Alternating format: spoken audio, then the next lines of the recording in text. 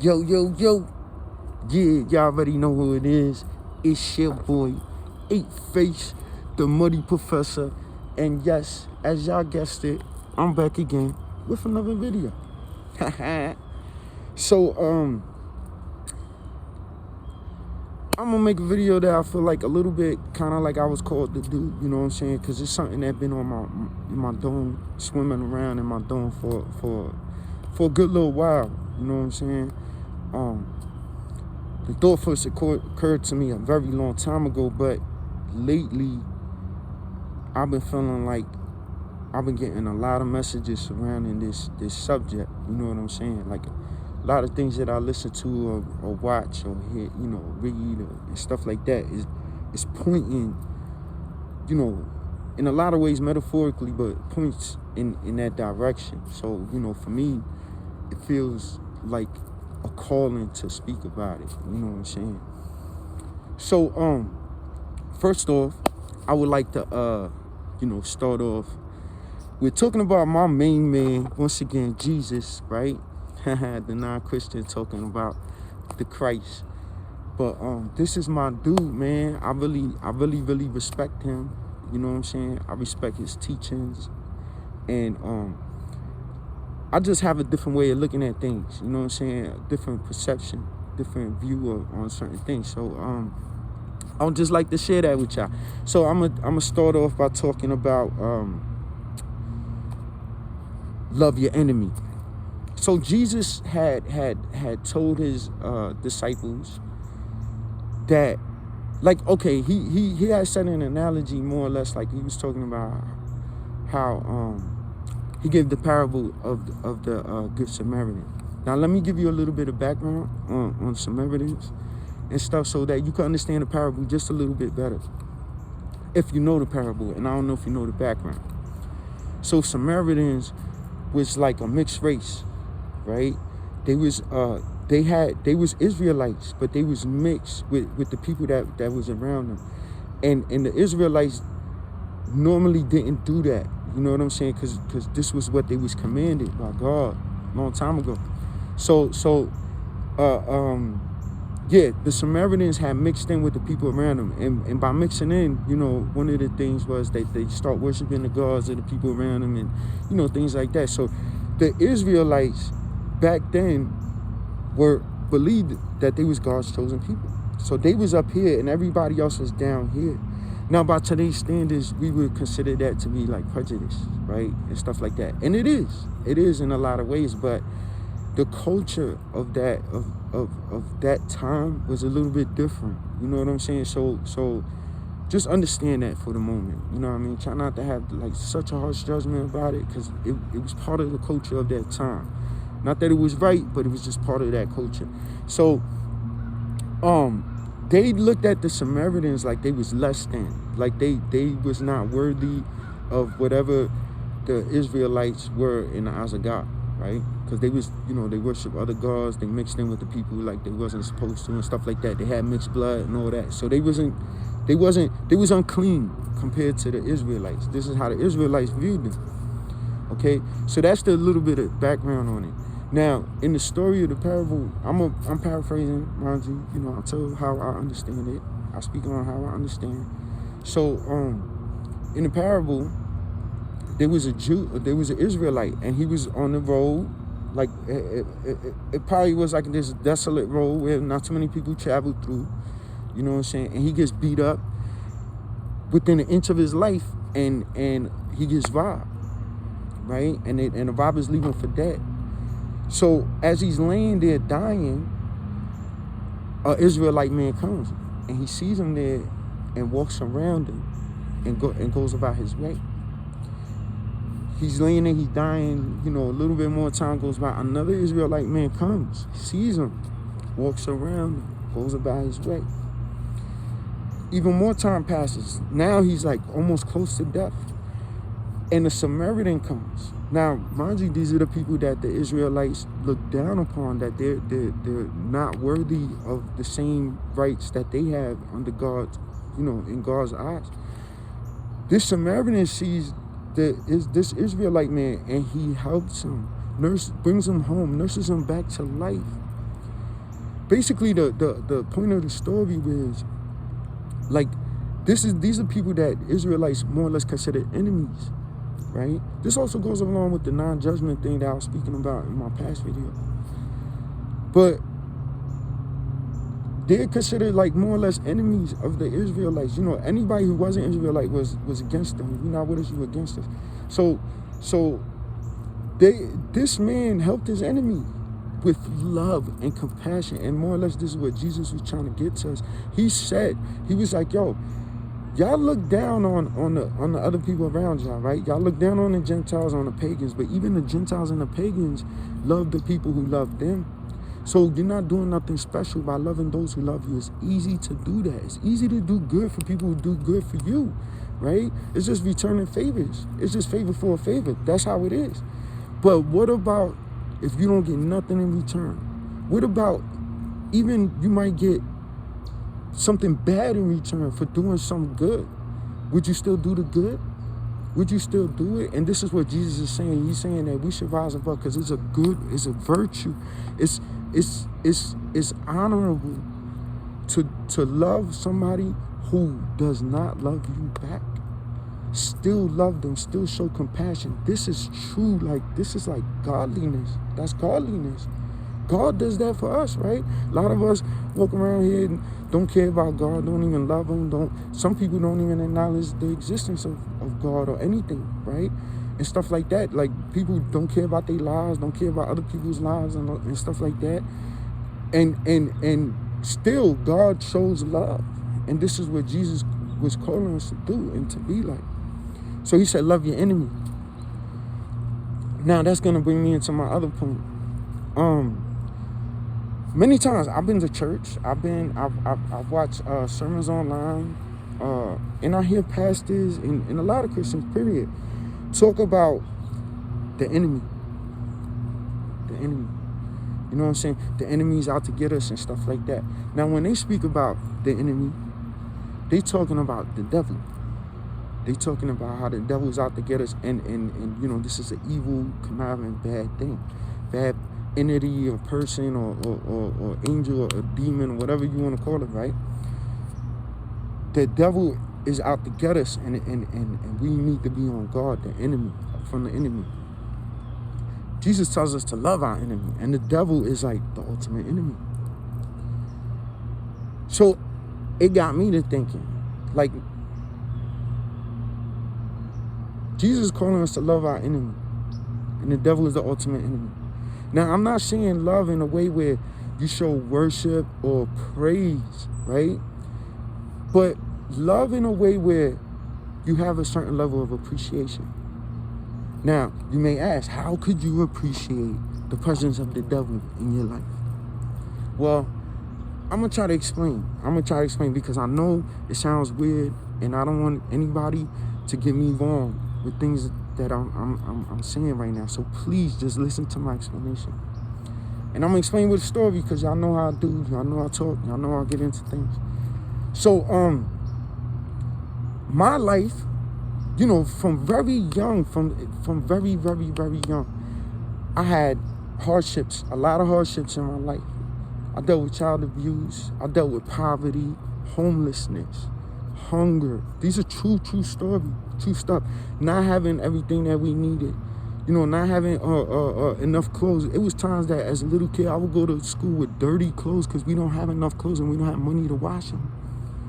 This was my life. I promise you, right? Back in the day, we used to have food stands. Now, I know food stands still exist and stuff like EBT, SNAP, and all that. But no, we had food stands. It was like this paper, right?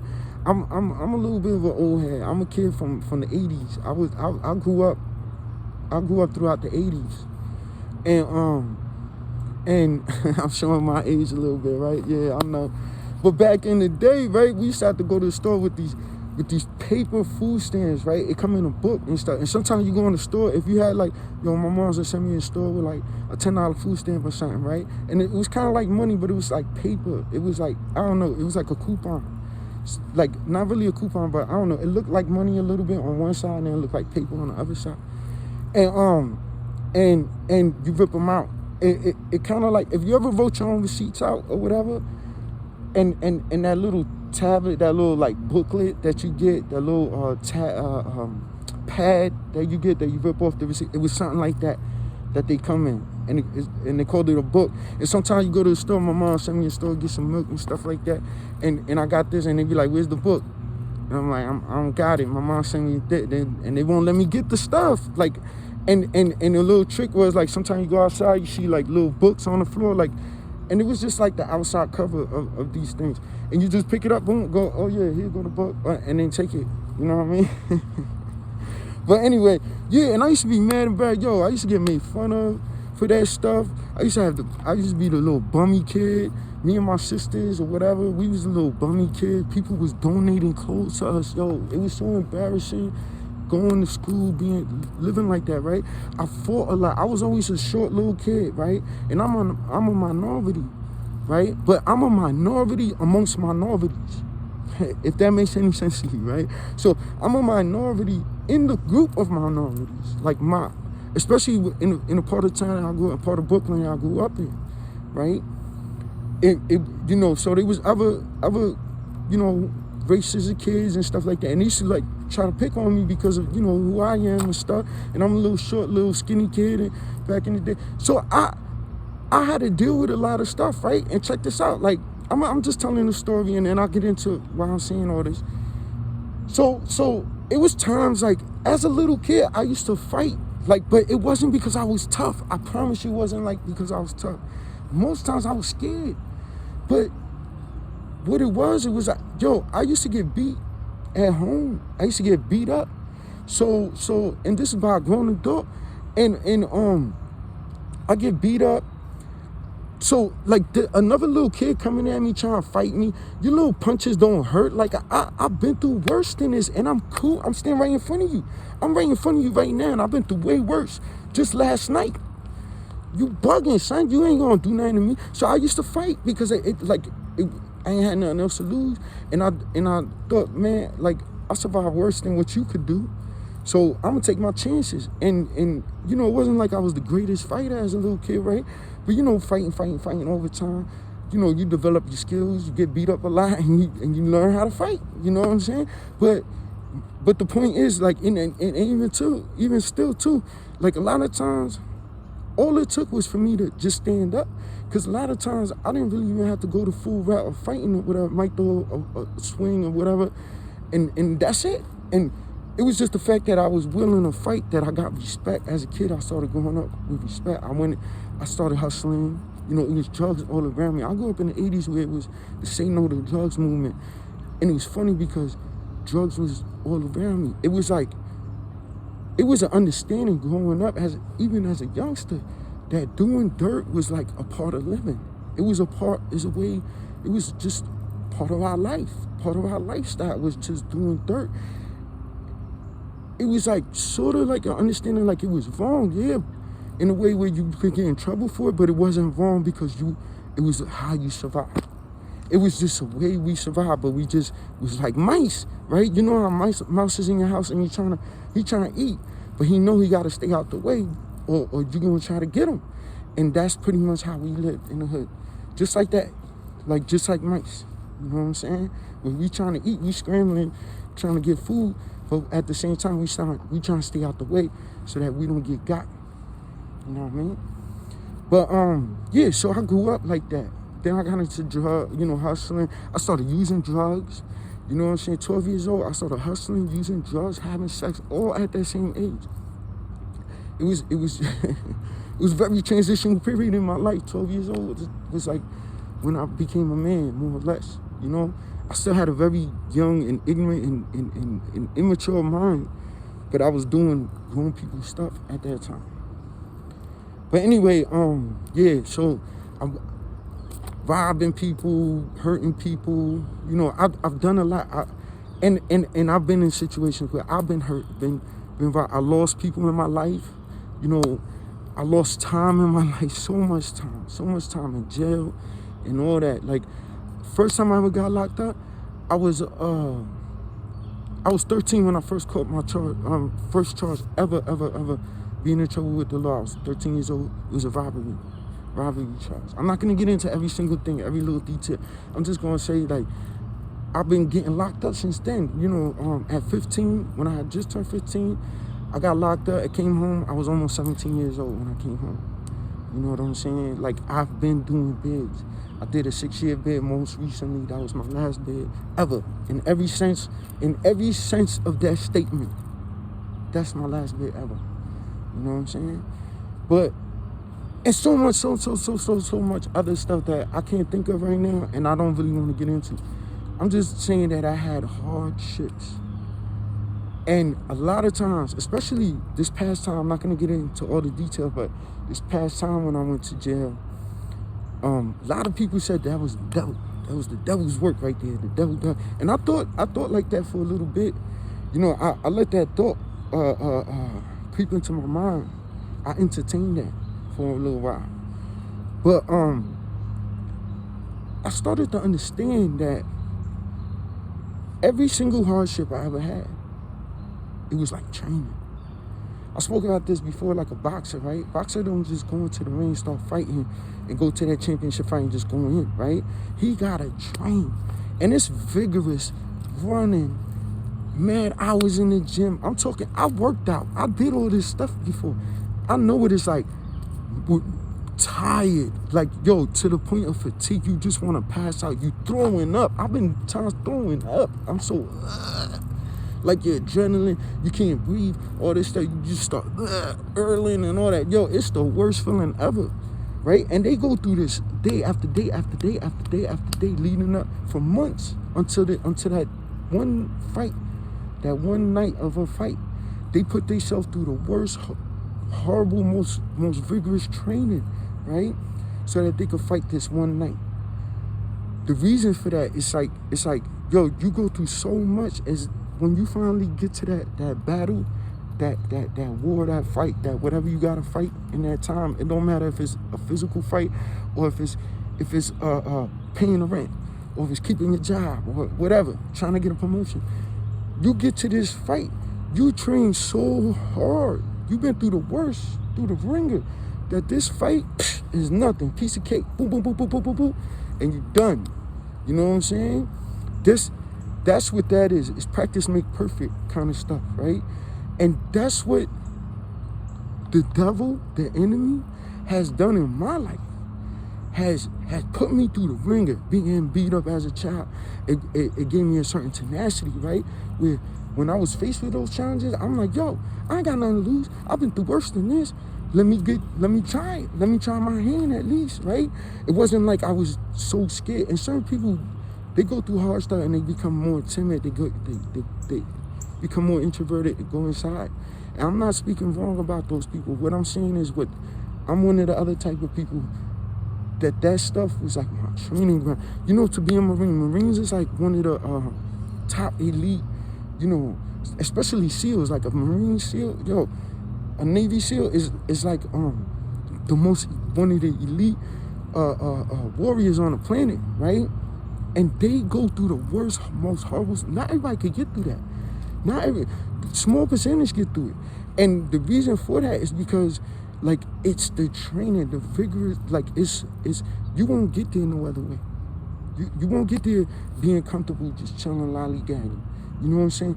You got to get there with strength, hard work, tenacity, determination. It's going to take that.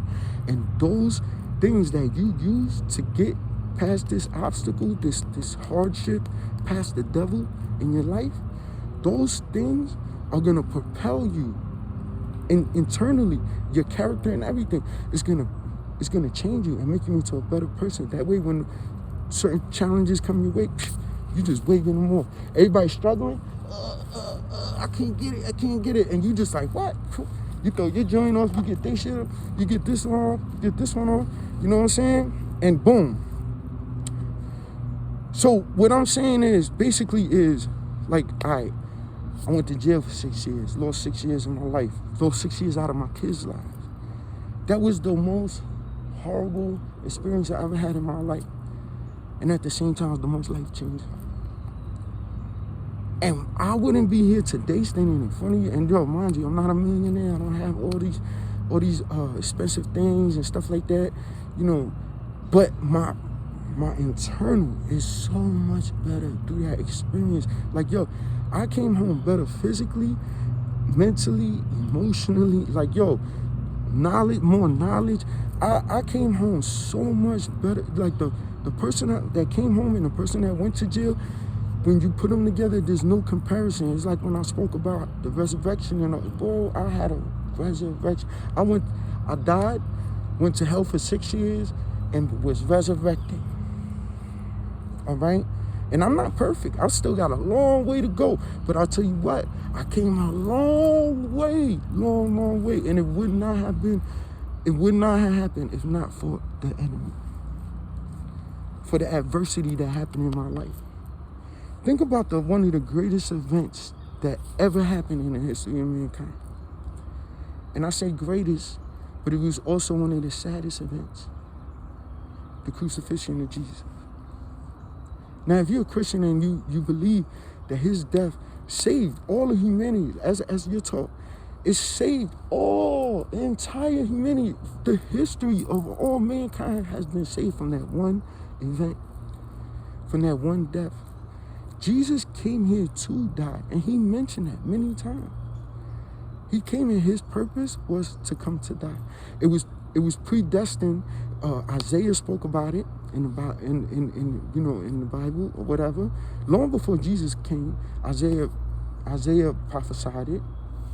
I say all that because think about this. It's either in the book of John or Luke or maybe both. I can't really remember. It speaks about how Judas, that's the one who betrayed Jesus. It speaks about how right before he went to betray Jesus, the devil entered into him. So that gives implications that the devil had a hand in what happened afterwards to Jesus and his death and all this stuff. Now, it's curious to me because if I was the devil, I'm going to just play the devil's advocate for a minute, right? Ultimate devil's advocate, right? If I was the devil, mind you, had knowledge of the Bible. This is evident when he spoke to Jesus in the wilderness, when he tried to tempt Jesus, right? He presented his knowledge of the Bible, and I was taught anyway that the devil has an intimate knowledge of the Bible just like anybody else, and uses the Bible to try to trick us, right? Saying, or whatever. Okay, so if I'm the devil, and I know the Bible, and I know the reason why Jesus is here. I know he's supposed to be sacrificed for the good of humanity. It says so in Isaiah.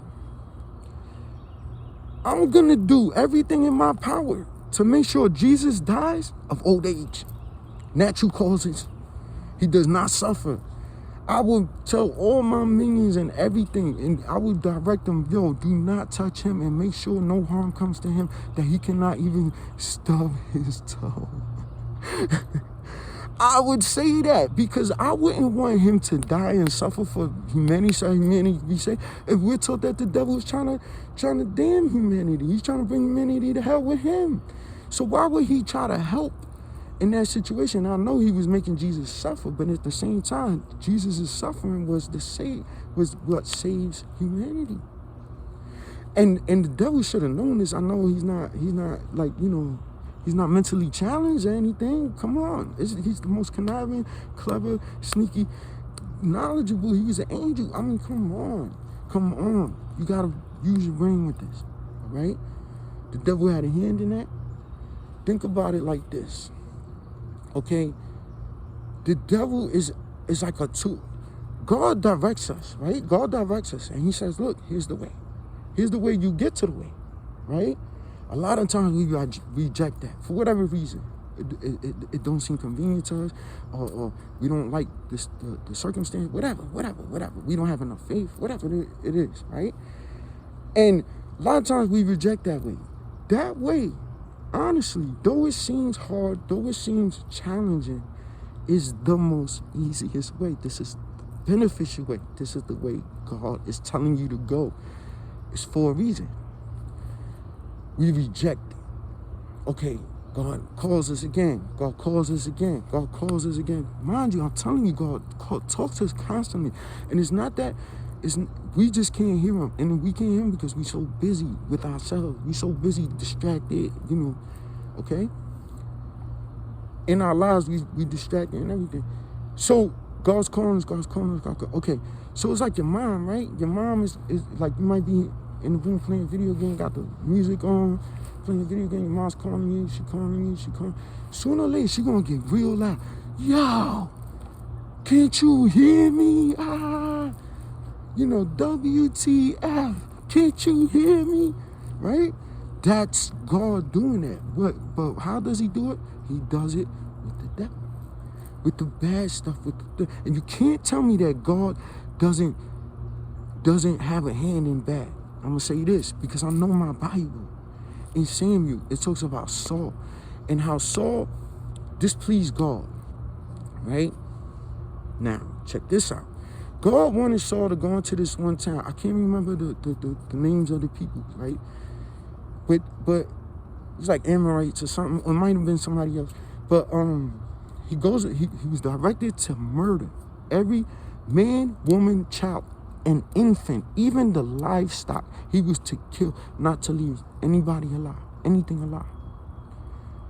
When Saul went into this town, he killed everybody, left the king alive, and he kept the best Later on, the prophet Samuel comes to Saul and he says, God is upset with you. You've done an evil thing in God's eyes by not killing everybody and everything like God said. That was an evil thing. All right? That you didn't kill everything and that you kept this out. And Saul's excuse is, well, I was going to sacrifice. Like, it didn't seem good to kill just this good lifestyle. It was perfectly good lifestyle. And we was going to sacrifice it to God. And Samuel's like, did God tell you to do that? Is that what God said? What did God say to do? You didn't do what God said. Now you're going to be punished. And one of his punishments was that God sent a hurtful spirit to Saul. It was sent from God. A hurtful spirit. You can't, come on, man. Come on. So you can't tell me that God hardened Pharaoh's heart and for the reason so that he could do the 10 plagues on Egypt. These is people, a lot of people is innocent. These children, okay, I understand they worship foreign gods and stuff, but these children don't know better. Firstborn of every household dies. I mean, I'm not saying God is evil. What I'm saying is sometimes God gotta get extreme to get your attention. God gotta get extreme in your life. And it might seem like the devil, the enemy. And I've heard the thing with the devil intended for evil, God used for good. I could see that, and that's one perception, one way to see it. And I'm not saying it's wrong. I'm offering a different perception. What if God used the devil in that situation, period, from the start? That was part of the plan for good. We see it as bad in the moment, but a lot of times we see bad things happen, right? Hitler, for instance, Hitler's like one of the most ultimate supervillains of all time. He did the horrible things, but things that he did in that time caused changes in our world that are still into effect today, that wasn't in effect before he did what he did. His evil caused a direction of good to happen, like for us to go in a better direction. All right, it was extreme. It shouldn't have been that way, but we're knuckleheads. We don't listen. We gotta touch the stove. You know what I'm saying? So when you touch the stove, you get burned.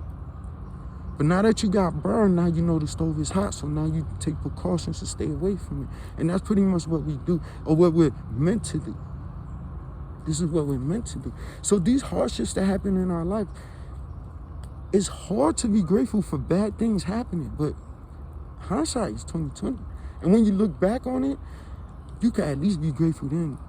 Don't stay stuck in that energy of that hardship, right? 10 years later over something that happened. 2 years, 3 years, 1 year, 6 months, 5 months. You know what I'm saying? Don't stay stuck in it. When you look back on it with appreciation, with love, and to say like, yo, that right there changed the course of my life for the better, for this or for that. And if it didn't, then you can look at you right now in that way and be like, well, what do I have to change to make this situation better? It's that hardship. It's that uncomfortableness. I heard a rabbi talk about how lobsters, how they grow, right? They skeletons on the outside. So as they grow, they body and stuff grows, right? And the skeleton's hard. The shell is hard. So they have to get out of that. And the only thing that causes them to move from that shell is the uncomfortableness of being tight in that little tight shell. So that's what causes them to leave and get a new shell and grow. It's the uncomfortableness that leads you to grow. You know, it leads you to push through. You know what I'm saying? Like everything, butterflies. I know a lot of people ain't heard the analogy how a butterfly, when it's coming out of its cocoon, right? It never help a butterfly get out the cocoon, because it's that struggle that of coming out the cocoon that brings blood to the wings and gives it strength enough so that it can fly. If it gets help, it will never be able to fly. Butterflies need to fly to live. It's the struggle that helps them to be better. And that's what it is with us. Nature tells the same story over and over. I said this before. And saying it through the butterfly, saying it through the lobster, saying it through everything, right? We need the devil. We need, sometimes, not saying all the time, but as we're training anyway to get to that championship, right? Until we get to that championship, to that mastery and all that, we need the devil in our lives as training to help us propel to do better. Because a lot of times we stay stuck, stagnant in the same level, plateau at a certain level, and we'll never move from it because we're comfortable. And we never get to see what's better, what's beyond that. You understand? So love your enemy. Love the enemy. And I don't mean love him in a bad way, like, you know, as a follower of the enemy. I mean, love the enemy in a way that you can appreciate the presence of the presence in your life and what is caused, the change that is caused for you, for the better. So pretty much that is my message.